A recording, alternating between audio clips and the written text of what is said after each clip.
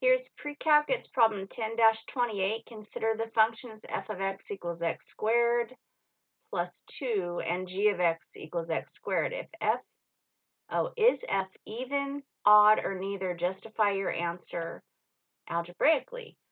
So f of x looks like a parabola. I just can graph it because I know that it's a parabola and it's shifted up by 2. So I can look at it, and the definition of an even function is that f of negative x is equal to f of x. That's what it means to be an even function. I know this is an even function because it has symmetry across the y-axis. I can tell by looking at the graph, if I plug a positive 1 in here, I'm going to get 3. If I plug that exact number on the other side, but the opposite, like if this is 1, the opposite is negative 1. That's negative x. If that's x, that's negative x. And I get the same y value anywhere on my graph. If I plug in, I don't know, 2, I would get 2 squared is 4 plus 2 is 6. And if I plugged in negative 2, like negative x, I still get the same answer. And that's because it's squaring right here and because we have this symmetry. So it says to show it algebraically. So sometimes if you're confused on whether it's even or odd, maybe you don't have a graph to look at, you can try plugging negative 1 in. You know, like that can be x and that can be negative x, and you can see if you get the same answer. So I just showed that. And then algebraically, you can show it by writing the f of x and then plugging a negative x in everywhere you see x. See how the squaring kind of like a negative times a negative is a positive. So see how I get the same answer? So we're going to say it's even. So I knew it was even before we started. Sometimes you won't know.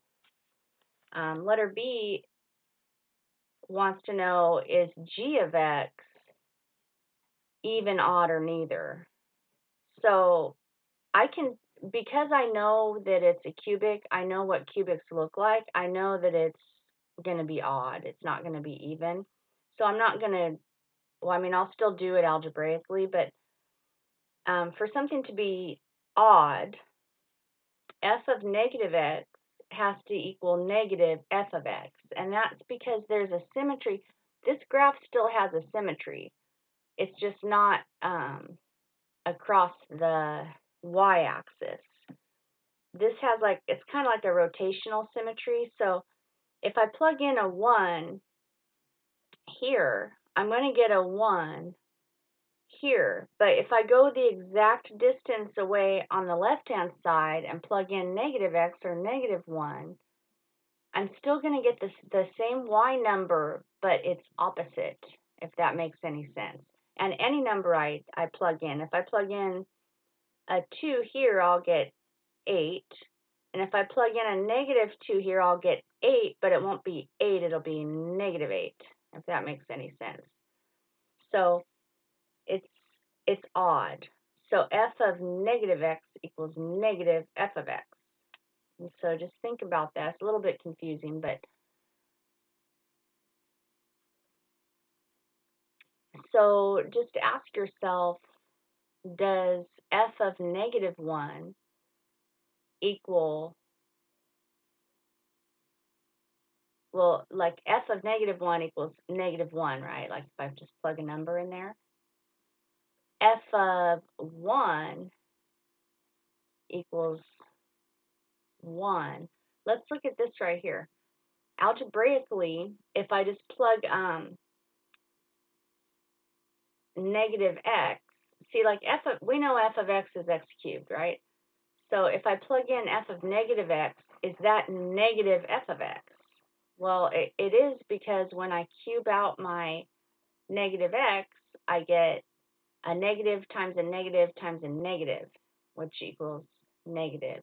So that's f of x, and that's negative f of x. So f of negative x equals negative f of x. I hope that makes some kind of sense.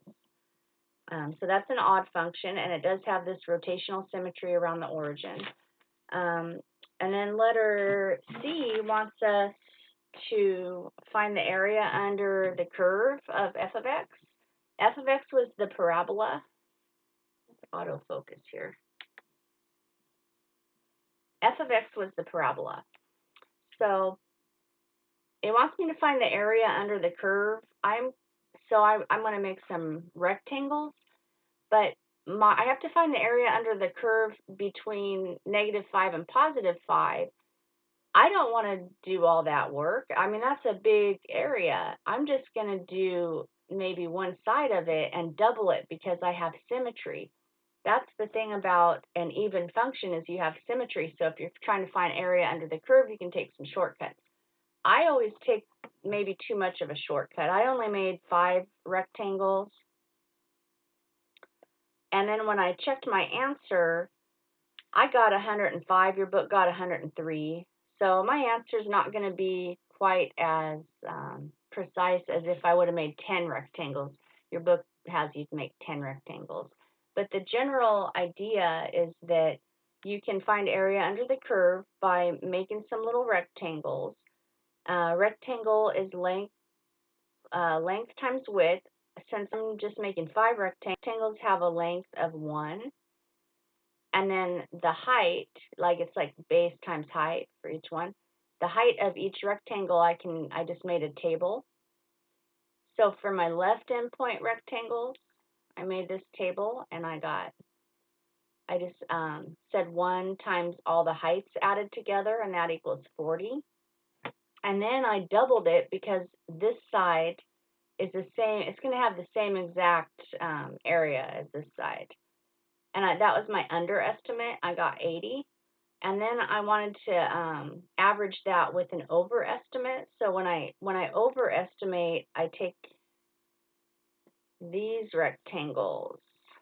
Like that would be an overestimate. Like that. And I just added them up. I got 65, multiplied it by 2, got 130.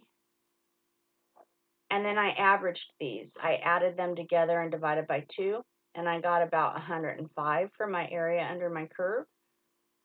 But I think the big point of this is that you have symmetry with your even functions, so you can take a little shortcut. You don't have to make so many rectangles here. And an odd function, and well, isn't this fun? I started drawing my odd function, my g of x, my cubic, and I was going to just make my 5 rectangles. And then I remembered that over here there's going to be 5 rectangles. And since this is an odd function, this from 0 to 5 here, that area, that shaded area, is going to be the exact same area as this negative area.